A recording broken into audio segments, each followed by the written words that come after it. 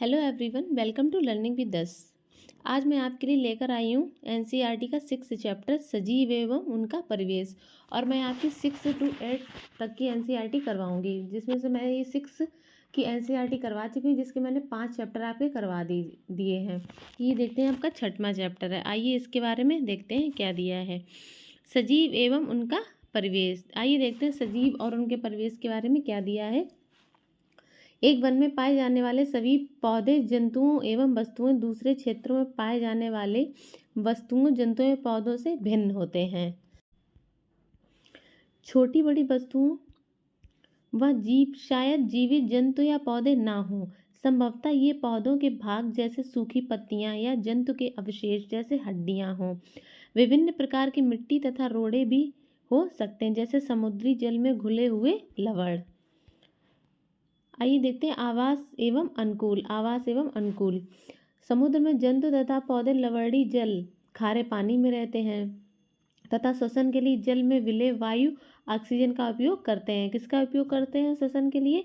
जल में विलेय वायु ऑक्सीजन का उपयोग करते हैं। मरुस्थल में जल अल्प मात्रा में उपलब्ध होता है। मरुस्थल दिन में बहुत गर्म एवं रात में ठंडा होता है। तो मरुस्थल दिन में कैसा होता है? बहुत गर्म होता है और रात में बहुत ठंडा होता है। मरुस्थल में पाए जाने वाले पौधे एवं जंतु भूमि पर रहते हैं। तो मरुस्थल में जो पौधे पाए जाते हैं, जंतु पाए जाते हैं, वो कहाँ रहते हैं? भूमि पर रहते हैं। एवं श्वसन के लिए परिवेश की वायु का उपयोग करते हैं। समुद्र तथा मरुस्थल भिन्न प्रकार के परिवेश हैं। भाई, समुद्र और मरुस्थल दोनों भिन्न प्रकार के परिवेश हैं। समुद्र में जल होगा और मरुस्थल में क्या बोलते हैं, मिट्टी होगी, और वहाँ पे बहुत गर्म व रात ठंडे होते हैं। दिन गर्म व रात ठंडे होते हैं वहाँ के परिवेश है। और इन दोनों क्षेत्रों में बिल्कुल भिन्न प्रकार के पौधे और जंतु पाए जाते हैं। भाई, दोनों में अलग अलग प्रकार के पौधे और जंतु दोनों पाए जाएंगे। ऊँट की शारीरिक संरचना उसे मरुस्थलीय परिस्थितियों में रहने योग्य बनाती है। ऊँट के पैर लंबे होते हैं, जिससे उसका शरीर रेत की गर्मी से दूर रहता है। उनमें मूत्र उत्सर्जन की क्षमता बहुत कम होती है तथा मल शुष्क होता है। उन्हें पसीना स्वेद भी नहीं आता, क्योंकि शरीर में जल का हास्य अल्प होता है। इसीलिए जल के बिना भी वे अनेक दिनों तक रह सकते हैं। जो ऊँट होते हैं, आपने देखा होगा, जल के बिना भी अनेक दिनों तक रह सकते हैं। विभिन्न प्रकार की मछलियों की आकृति में कुछ समानताएं दिखाई देती हैं। इन सभी का शरीर धारा रेखी होता है। मछलियों का शरीर कैसा होता है भाई? धारा रेखी होता है। और उनकी यह आकृति उन्हें जल के अंदर विचरण करने में सहायता करती है। किसके अंदर? जल के अंदर विचरण करने में क्या करती है? सहायता करती है। मछलियों का शरीर चिकनी सल्कों से ढका होता है। मछलियाँ जो होती हैं हम लोगों की, उनका शरीर किससे ढका होता है? चिकनी सल्कों से ढका होता है। ये सल्क मछली को सुरक्षा तो प्रदान करती हैं, साथ ही में उन्हें जल में सुगम गति करने में भी सहायक हैं। मतलब सुरक्षा भी करती हैं, जल में मतलब वो अच्छी गति से चल सके, उसमें भी उनकी क्या करती हैं? सहायता करती हैं। मछली के पंख एवं पूंछ चपटी होती है। मछली के पंख और पूंछ कैसी होती? चपटी होती, जो उन्हें जल के अंदर दिशा परिवर्तन एवं संतुलन बनाए रखने में सहायता करते हैं। मछली के गिल क्लोम होते हैं, जो उसे जल में सांस लेने में सहायता करते हैं। कभी कभी ये भी पूछते हैं कि जो मछली होती है वो कहाँ से सांस लेती है, तो वो क्लोम या गिल आपका ऑप्शन में होगा, आप लोग टिक कर दीजिएगा। मछली की संरचना उसे जल में रहने में सहायक होती है तथा ऊँट की संरचना उसे मरुस्थल में रहने में सहायक। तो मरुस्थल में रहने वाले और जल में रहने वाले जंतु और पौधों में आपको अंतर समझ में आ गया होगा। पृथ्वी पर पाए जाने वाले असंख्य प्रकार के जंतुओं में सजीवों की इन सभी किस्मों में कुछ विशिष्ट संरचनाएं होती हैं, जो उन्हें अपने परिवेश में रहने योग्य बनाती हैं, जिनमें वे प्रायः पाए जाते हैं। जिन विशिष्ट संरचनाओं अथवा स्वभाव की उपस्थिति किसी पौधे जंतु को उनके परिवेश में रहने योग्य बनाती हैं, अनुकूलन कहलाते हैं। जो भी जीव हैं वो अपने ही मतलब परिवेश में रहने के योग्य बनाने को ही अनुकूलन कहते हैं। ठीक है। जैसे मछली, अगर मछली को हम लोग मरुस्थल में भेज देंगे तो भाई वो मर जाएगी। और जैसे ऊँट है, उसको हम लोग पानी में भेज दें तो वो वहाँ सर्वाइव नहीं कर पाएंगे। तो हर जीव जंतु या हर जंतु और पौधे अपने ही परिवेश में रहने के लिए अनुकूल होते हैं। ठीक है। विभिन्न जंतु भिन्न प्रकार के परिवेश के प्रति अलग अलग रूप से अनुकूलित होते हैं।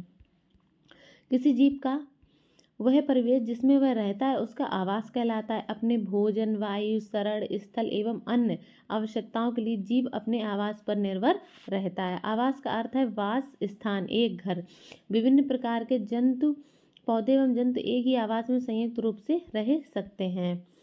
स्थल, जमीन पर पाए जाने वाले पौधे एवं जंतुओं के आवास को स्थलीय आवास कहते हैं। वन, घास के मैदान, मरुस्थल, तटीय एवं पर्वतीय क्षेत्र स्थलीय आवास के कुछ उदाहरण हैं। जलाशय, दलदल, झील, नदियां एवं समुद्र जहाँ पौधों एवं जंतु में जल रहते हैं, जलीय आवास हैं। विश्व के विभिन्न भागों में पाए जाने वाले वनों, घास के मैदानों, मरुस्थल में तटीय एवं पर्वतीय क्षेत्रों में भी बहुत विषमताएं हैं। यह सभी जलीय आवासों के लिए भी सत्य है। किसी आवास में पाए जाने वाले सभी जीव जैसे कि पौधों एवं जंतु उसके जैव घटक हैं। चट्टान, मिट्टी, वायु एवं जल जैसी अनेक निर्जीव वस्तुएं आवास के अजैव घटक हैं। तो आपके अजैव घटक कौन है? चट्टान, मिट्टी, वायु। सूर्य का प्रकाश एवं ऊष्मा भी परिवेश के अजैव घटक हैं आपके, ठीक है। वास्तव में ये अजैव कारक सभी सजीवों के लिए महत्वपूर्ण है। सभी सजीव बहुत ठंडे और बहुत उष्ण परिवेश में भी पाए जाते हैं। ये जीव इस विषम परिवेश में भी जीवित रहने के लिए अनुकूलन की विशिष्ट व्यवस्थाएं को अपनाते हैं। अनुकूलन अल्पकाल में नहीं होता, ये हजारों वर्षों में आए परिवर्तनों के प्रति पौधों व जीवों के अनुकूलन होने से संबंधित है। मैदानी क्षेत्र के व्यक्ति को पहाड़ी क्षेत्र में जाने पर सहज होने में कुछ दिन लगेंगे। ये परिवर्तन अल्प अवधि से संबंधित है। अल्प अवधि में किसी एक जीव के शरीर में होने वाले छोटे छोटे परिवर्तन पर्यानुकूलन कहलाते हैं। यह परिवर्तन हजारों वर्षों में हुए अनुकूलन से भिन्न होते हैं। केवल वे जीव ही जीवित रहते हैं जो अपने आप को बदलते परिवेश में अनुसार अनुकूलित कर लेते हैं। जंतु विभिन्न अजैव कारकों के लिए विभिन्न विधियों से अपने आप को अनुकूलित कर लेते हैं। इसका परिणाम भिन्न आवासों में जीवों की विविधता का होना है। आइए देखते हैं कुछ स्थलीय आवास, ठीक है। स्थलीय आवास में पहले देखते हैं मरुस्थल, ठीक है। मरुस्थल में रहने वाले चूहों एवं सांप के ऊंट की भांति लंबे पैर नहीं होते। दिन की तेज गर्मी से बचने के लिए वे भूमि के अंदर गहरे बिलों में रहते हैं। रात के समय जब तापमान में कमी आती तो ये जंतु बाहर निकल आते हैं। भाई दिन में बहुत गर्म रहता है, रात में ठंडा रहता है, तो जब दिन में गर्म रहेगा तो ये अंदर रहेंगे, रात में ठंडा रहता है तो ये बाहर निकल आते हैं। नागफनी एक मरुस्थलीय पौधा है। मरुस्थलीय पौधे वाष्पो उत्सर्जन द्वारा जल की बहुत कम मात्रा निष्कासित करते हैं। मरुस्थलीय पौधों में पत्तियां या तो अनुपस्थित होती हैं अथवा बहुत छोटी होती हैं, मतलब या तो अनुपस्थित होंगी या बहुत छोटी होंगी। कुछ पौधों में पत्तियां कांटे सूल का रूप ले लेती हैं। इससे पत्तियों से होने वाले वाष्पोत्सर्जन में होने वाले ह्रास में कमी आती है। आइए नेक्स्ट पॉइंट हम लोग देखते हैं। नागफनी में पत्ती जैसी संरचनाएं, वास्तव में इसका तना होता है। इन पौधों में प्रकाश संश्लेषण समानता तने में होता है। तो जो ये पौधे होते हैं इनमें प्रकाश संश्लेषण समानता कहाँ होता है? तने में होता है। तना एक मोटी मोमी परत से ढका होता है। किससे ढका होता है तना? मोटी मोमी परत से ढका हुआ होता है, जिससे पौधों को जल संरक्षण में सहायता मिलती है। अधिकतर मरुस्थलीय पौधों की जड़ें जल अवशोषण के लिए मिट्टी में बहुत गहराई तक चली जाती हैं। जल अवशोषण के लिए कहाँ चली जाती हैं? मिट्टी में बहुत अधिक गहराई तक ये चली जाती हैं। पहले हम लोगों ने मरुस्थल देखा, अब देखते हैं पर्वतीय क्षेत्र के। ये आवास क्षेत्र समानता बहुत ठंडे होते हैं। जो पर्वतीय क्षेत्र के आवास होते हैं वो कैसे होते हैं? बहुत ठंडे होते हैं। और मरुस्थल के कैसे? दिन में गर्म होते हैं और रात में ठंडे होते हैं, और इनमें तेज हवा चलती है। कुछ क्षेत्रों में शीतकाल में हिमपात भी होता है। पर्वतीय क्षेत्र में पौधों एवं जंतुओं की अनेक प्रजातियां पाई जाती हैं। भाई पर्वतीय क्षेत्र में भी पौधों एवं जंतुओं की अनेक प्रजातियां पाई जाती हैं। पर्वतीय क्षेत्र में वृक्ष समानता शंक्वाकार होते हैं। कैसे होते हैं? शंक्वाकार होते हैं, तथा इनकी शाखाएं कैसी होती? तिरछी होती हैं। इनमें से कुछ वृक्षों की पत्तियां सुई के आकार की होती हैं। इससे वर्षा का जल एवं हिम सरलता से नीचे की ओर खिसक जाता है। भाई पत्तियां, जो पौधों की पत्तियां हैं वृक्षों की, वो नुकीली होंगी तो हिमपात क्या होता है? जैसे कि हल्का हल्का से बर्फ गिरना, उसको कहते हैं हिमपात। ठीक है। पर्वतों पर इन वृक्षों से अधिक भिन्न आकृति एवं आकार वाले वृक्ष भी मिल जाते हैं। पर्वत पर जीवित रहने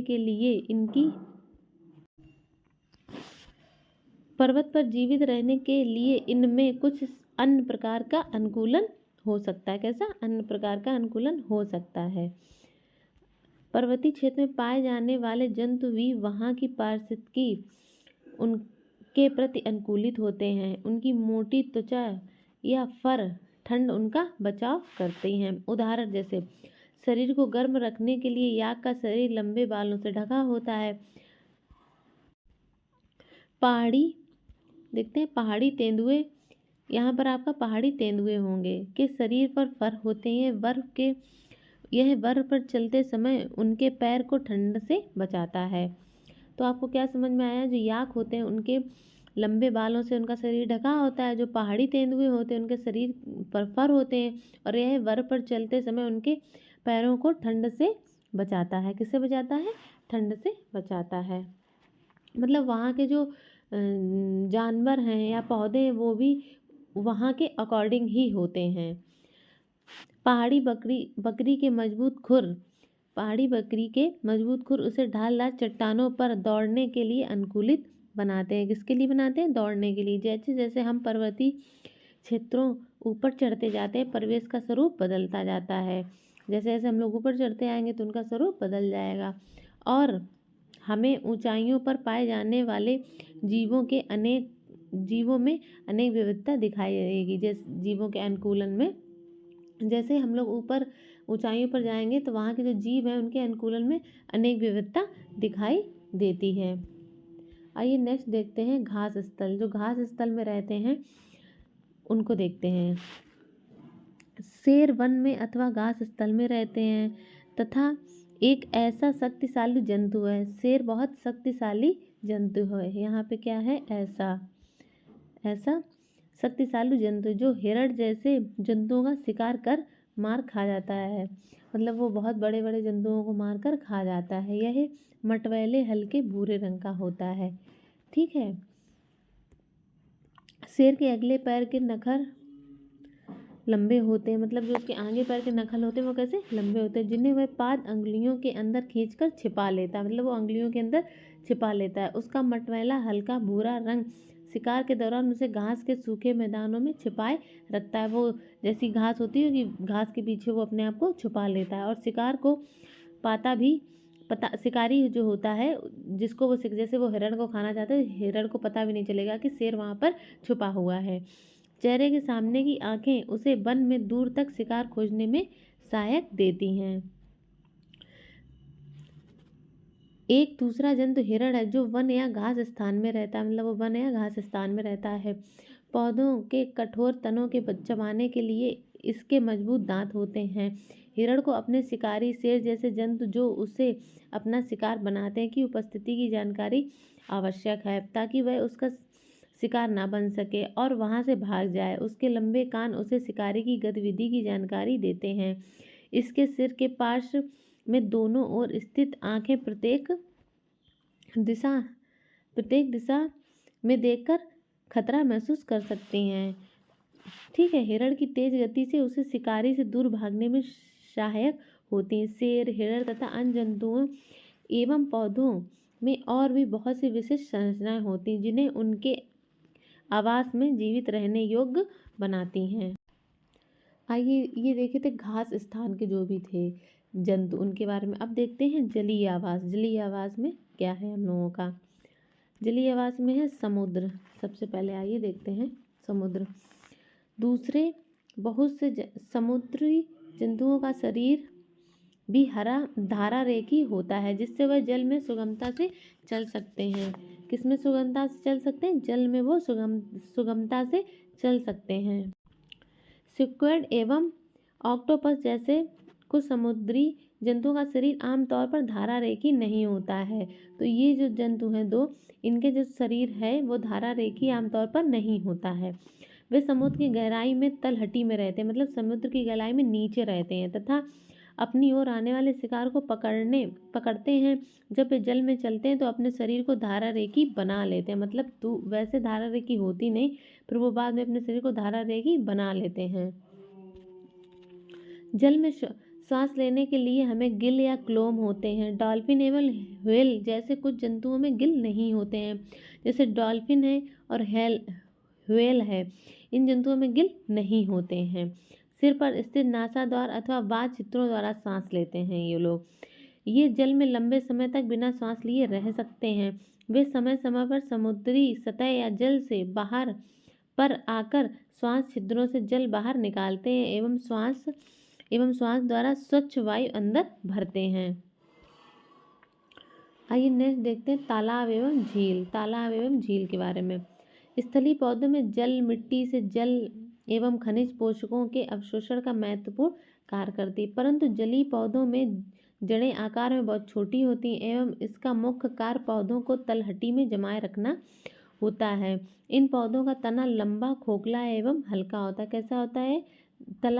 तना जो होता है लंबा और खोखला और हल्का होता है। तना जल की सतह तक वृद्धि करता है, जबकि पत्तियां एवं फूल जल की सतह पर प्लवन करते रहते हैं। कुछ जलीय पौधे जल में पूर्ण रूप डूबे रहते हैं। ऐसे पौधों के सभी भाग जल में वृद्धि करते हैं। इनमें से कुछ पौधों की पत्तियां सक्रिय एवं पतले रिबन की तरह होती हैं। कैसी होती है? सक्रिय एवं पतले रिबन की तरह होती हैं। यह बहते जल में सरलता से मुड़ जाती हैं। कुछ अन्य जलमग्न पौधों में पत्तियां बहुत अधिक विभाजित होती हैं, जिससे जल इनके बीच से बहता रहता है और पत्तियों को कोई भी क्षति भी नहीं पहुंचती है। मेंढक आमतौर पर तालाब में पाए जाने वाला एक जंतु है। यह तालाब के जल एवं स्थल दोनों पर रह सकता है। मेंढक जो होता है जल में भी रह सकता है आपका और स्थल में भी रहता है। इसके पश्चपाद लंबे एवं मजबूत होते हैं, जो उन्हें छलांग लगाने एवं शिकार पकड़ने में मजबूत होते हैं। इसके पश्चपाद लंबे एवं मजबूत है, जो उन्हें छलांग लगाने एवं शिकार पकड़ने में क्या करते हैं? सहायता करते हैं।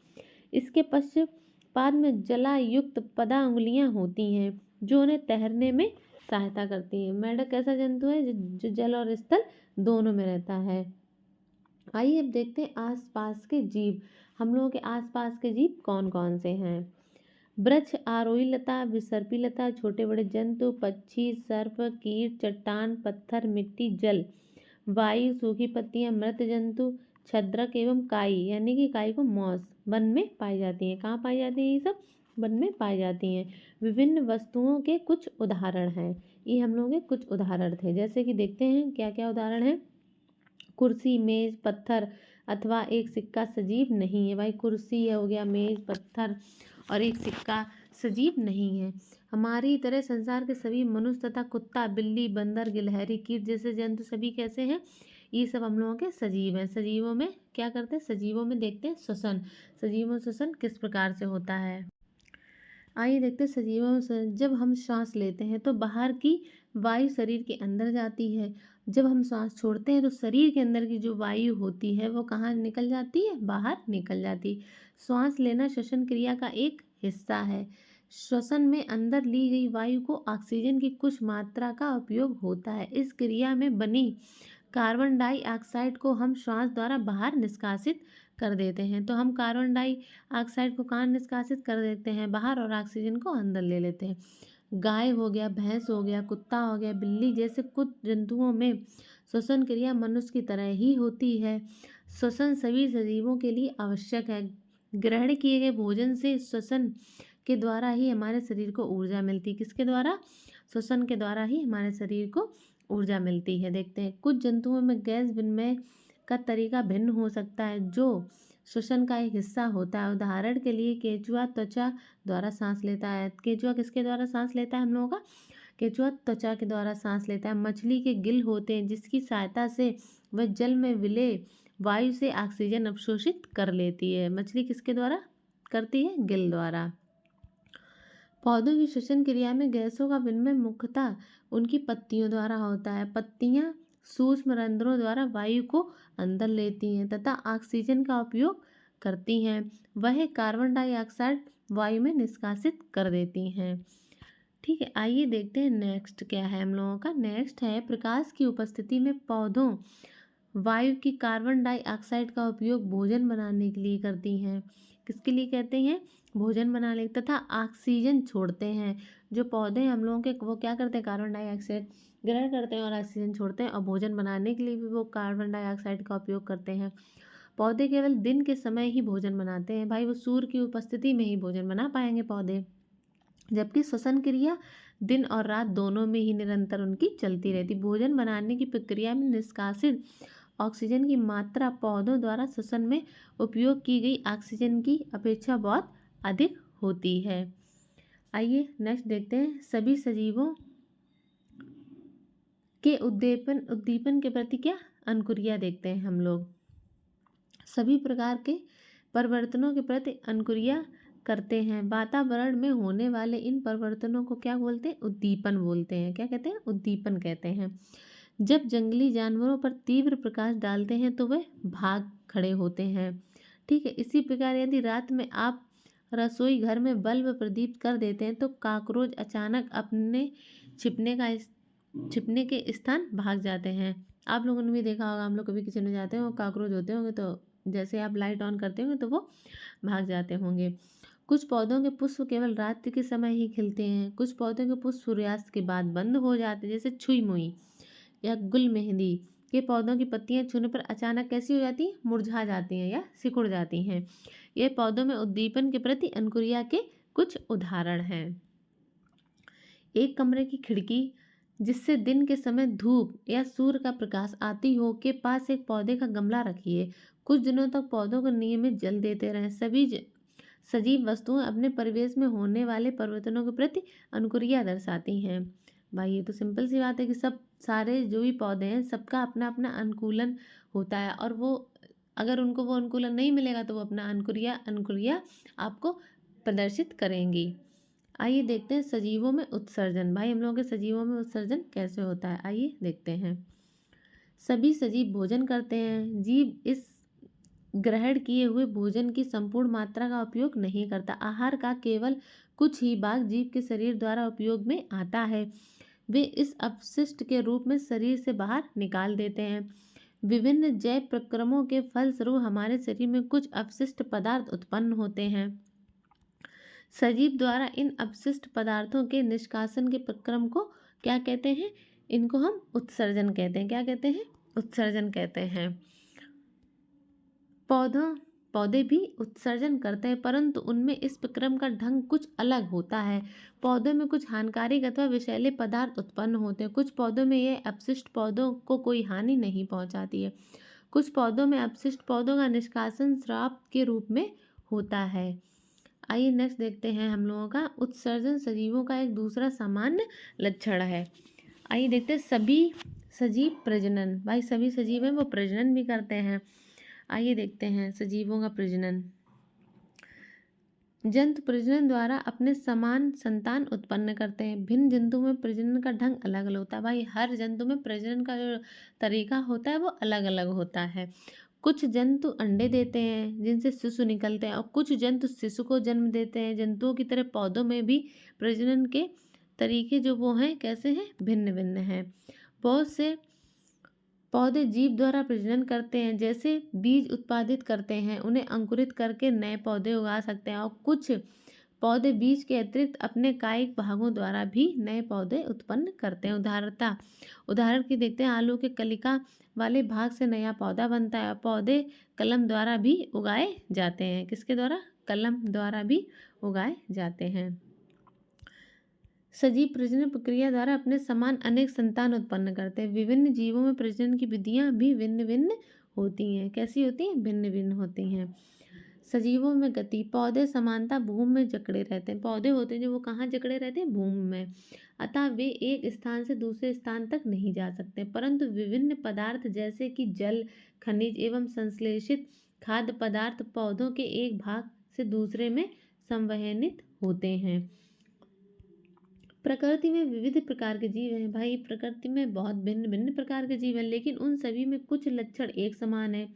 जिसकी हम पहले चर्चा कर चुके हैं। मृत्यु सजीवों के लिए एक समान लक्षण है भाई, ये तो हर किसी को पता है कि मृत्यु तो एक समान लक्षण है। चूंकि जीव की मृत्यु होती, इसलिए जीवों की प्रजातियां हजारों वर्षों तक तभी अस्तित्व में रह सकती हैं जबकि वे प्रजनन कर अपने समान संतान उत्पन्न करें।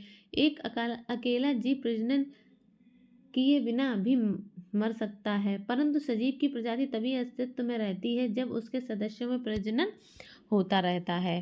ठीक है, सभी सजीव वस्तुओं में कुछ विशेष लक्षण समान रूप से दिखाई देते हैं। उन सभी को भोजन की आवश्यकता होती है। उनमें श्वसन, उत्सर्जन, उद्दीपन के प्रति अनुक्रिया, प्रजनन गति एवं वृद्धि होती तथा मृत्यु होती है। निर्जीवों में वे सभी लक्षण कभी भी एक साथ दिखाई नहीं देते हैं, उनमें से मात्र कुछ लक्षण ही दिखाई देते हैं। आइए अब हम लोग देखते हैं कुछ इम्पॉर्टेंट फैक्ट जो भी हमने इस चैप्टर में पढ़ा है, उन सब का निचोड़। किसी स्थान का परिवेश जिसमें पौधे, जंतु एवं अन्य सभी जीव रहते हैं उनका क्या कहलाता है? आवास कहलाता है। विभिन्न प्रकार के पौधे एवं जंतु एक ही आवास में एक साथ रह सकते हैं। पौधे एवं जीव के विशेष लक्षण एवं स्वभाव जो उन्हें एक आवास विशेष में रहने के लिए अनुकूलन बनाते हैं, तो उनको क्या कहते हैं हम लोग? अनुकूलन कहते हैं। आवास अनेक प्रकार के होते हैं, परंतु समानता इन्हें स्थलीय या जमीन पर एवं जलीय आवास जल में वर्गीकृत किया जाता है। ठीक है, विभिन्न आवास में सजीवों की विविध प्रजातियां पाई जाती हैं। भाई विभिन्न आवास में हर सजीव में अपना अलग अलग आवास की वो होती हैं, मतलब जो जीव होते हैं हम लोगों के, हर सजीव अपने भिन्न भिन्न आवास में रहने के लिए होते हैं। पौधे, जंतु एवं सूक्ष्म जीव संयुक्त रूप से जैव घटक हैं। कैसे घटक हैं ये? जैव घटक हैं। चट्टान, मिट्टी, वायु, जल, प्रकाश एवं ताप हमारे परिवेश के कैसे घटक हैं? कुछ अजैव घटक हैं। ये भी आपसे पूछ सकते हैं एग्जाम में, जैव और अजैव घटक कौन होते हैं। सजीव वस्तुओं के कुछ समान लक्षण हैं। उन्हें भोजन की आवश्यकता होती है। वे श्वसन, उत्सर्जन और पर्यावरण के प्रति अनुक्रिया, प्रजनन, वृद्धि एवं गति करते हैं सजीव। और जो निर्जीव होते हैं वो कुछ नहीं करते हैं। आपका जो ये चैप्टर है 6 वो आज ख़त्म होता है, और मैंने आपके और भी चैप्टर करवाए, अगर आपने नहीं देखे हैं तो देखिए जाके। आज की मेरी क्लास आपको समझ में आई हो तो वीडियो को लाइक कीजिएगा, चैनल को सब्सक्राइब कीजिएगा और दोस्तों के साथ शेयर कीजिएगा और अपनी पढ़ाई अच्छे से करते रहिएगा। Thank you so much.